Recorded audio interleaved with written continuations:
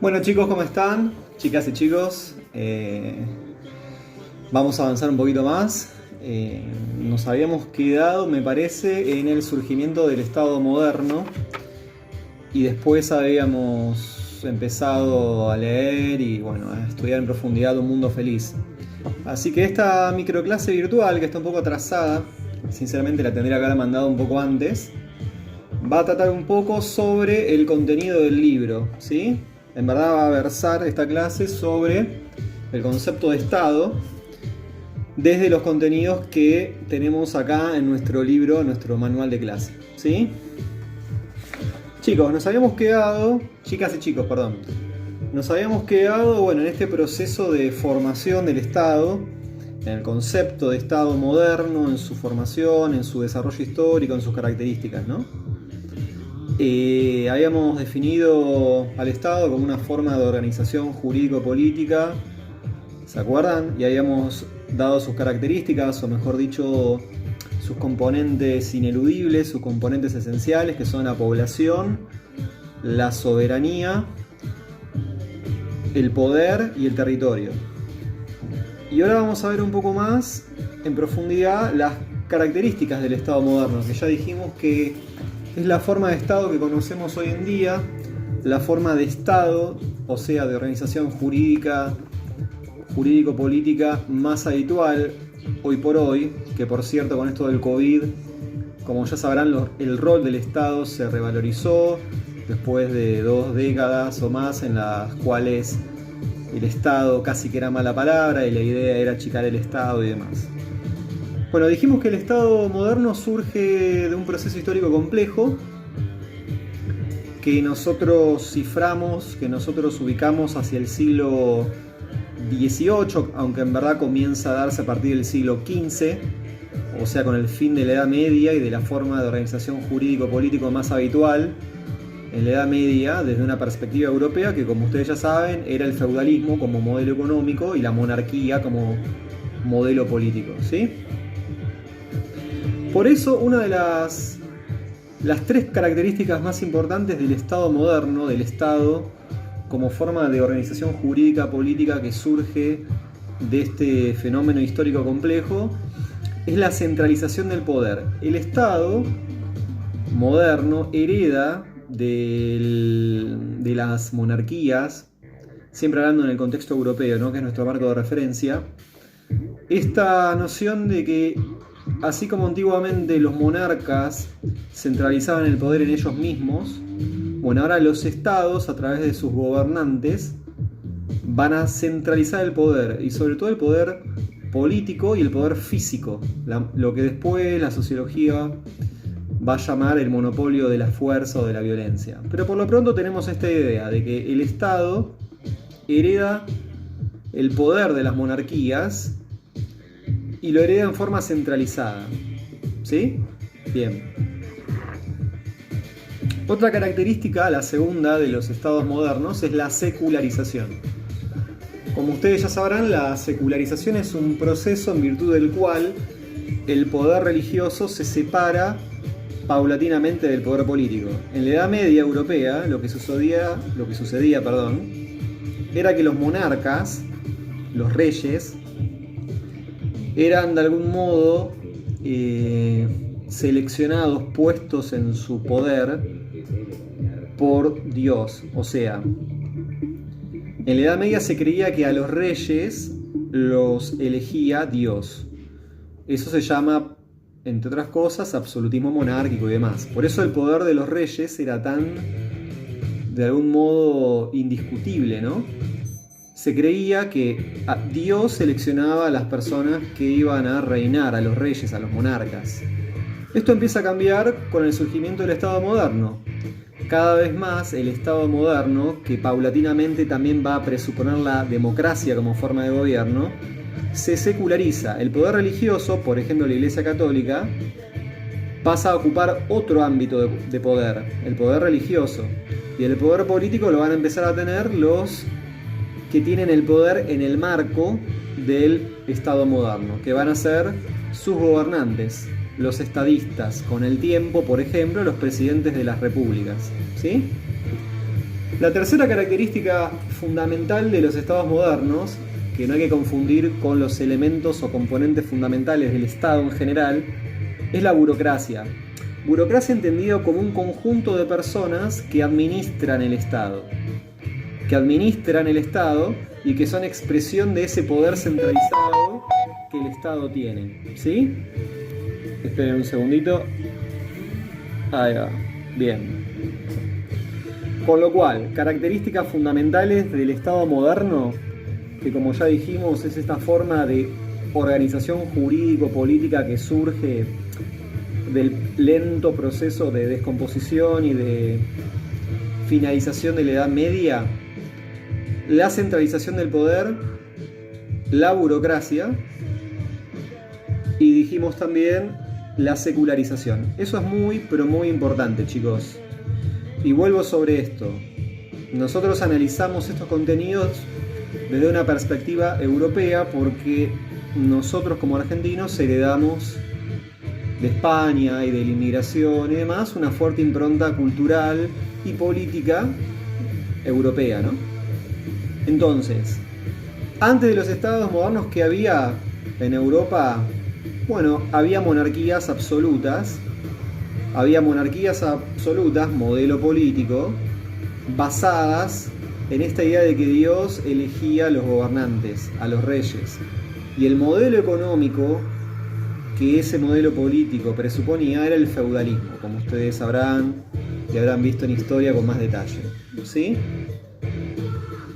Ahora bien, a partir de que el Estado moderno presupone que una nueva clase social, los burgueses, los comerciantes, los profesionales y demás, accedan al poder político, van a darse una serie de cambios respecto de lo que era el funcionamiento del poder político. ¿Sí?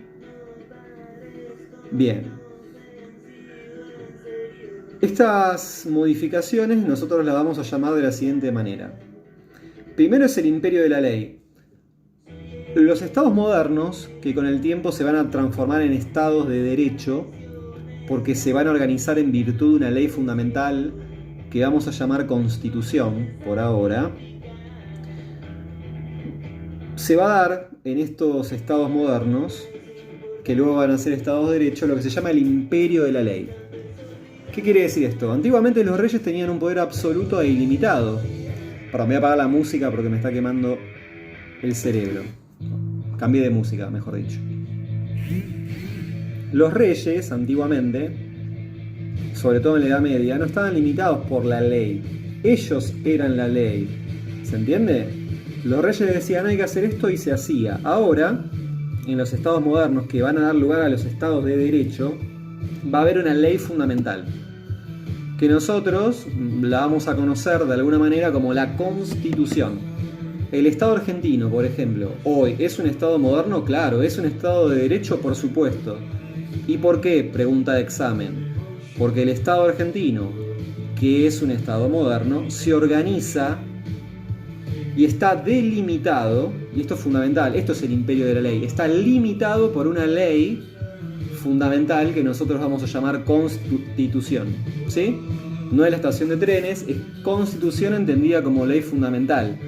Pero ley fundamental que es expresión del pueblo, de la gente común, y además que es una forma de limitar el poder de quienes tienen el poder político en el marco del Estado moderno, luego Estado de Derecho, que van a ser los gobernantes. ¿Sí? Bien.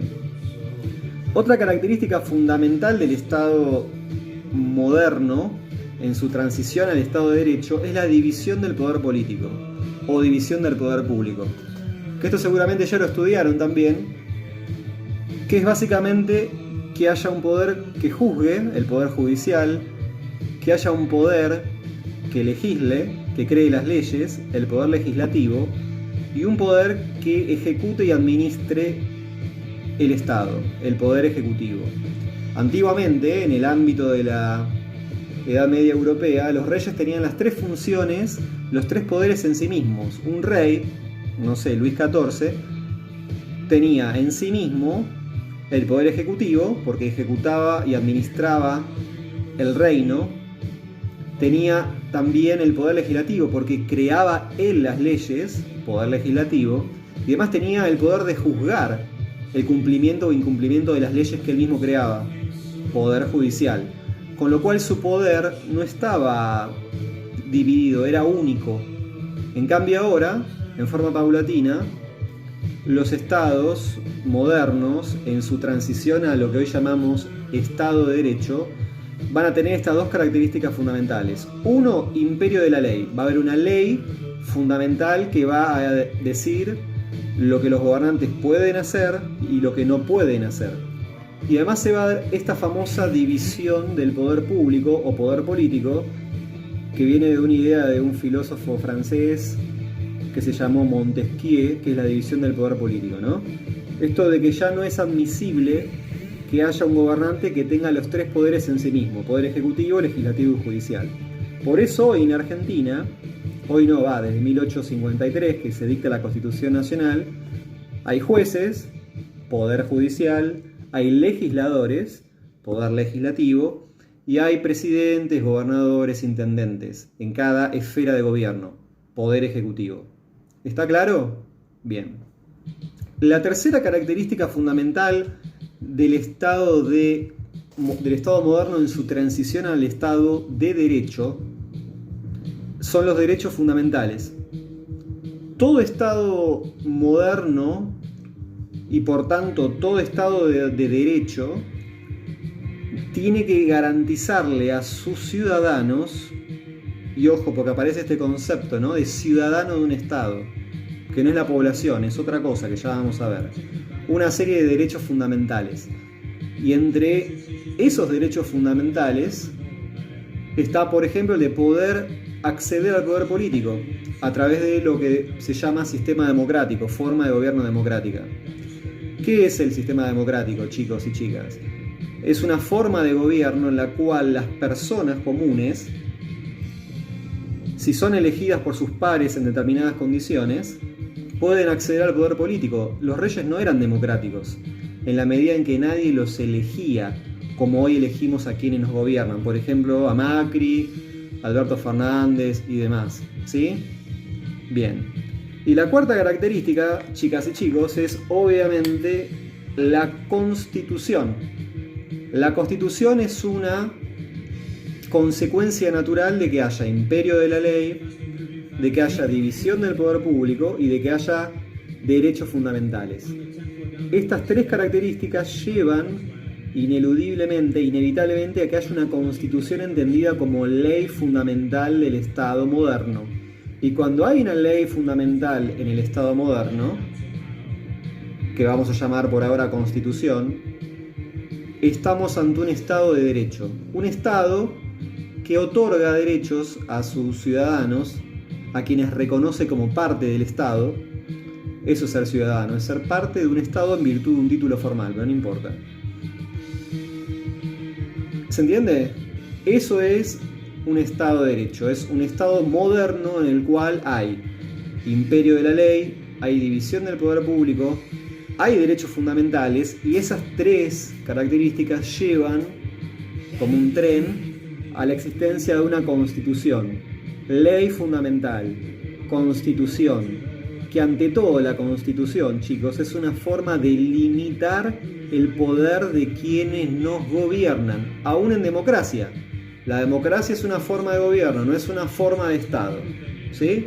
Es una forma de gobierno, es una forma en virtud de la cual se elige a quienes nos van a gobernar por un periodo determinado y demás.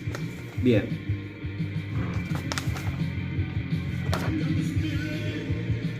Vamos ahora a meternos en un tema que es bastante interesante, que es el Estado-Nación. Pero antes de esto, les voy a pedir que por favor revean este video y en el muro de Edmodo me hagan las preguntas que consideren necesarias, porque este tema, o sea, el Estado como concepto, el desarrollo histórico del Estado y sobre todo la transición entre el Estado moderno y el Estado de Derecho es fundamental para entender después el Estado-Nación.